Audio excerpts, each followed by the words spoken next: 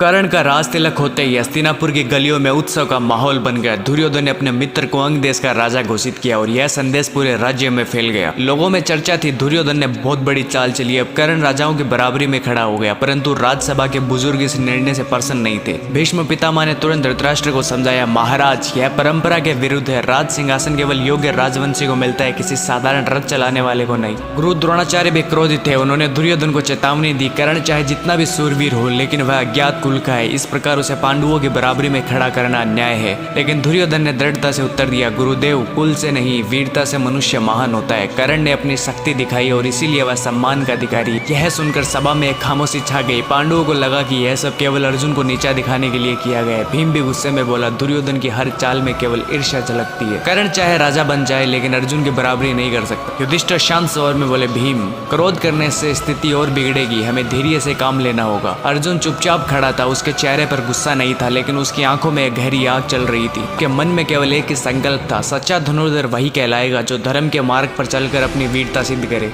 इधर धृतराष्ट्र ने स्थिति को देखकर सभा समाप्त करने की घोषणा कर दी। राजा बनने के बाद कर्ण दुर्योधन का सबसे शक्तिशाली सहायक बन चुका था और इस क्षण से पांडव और कौरवों के बीच की खाई और गहरी हो गई।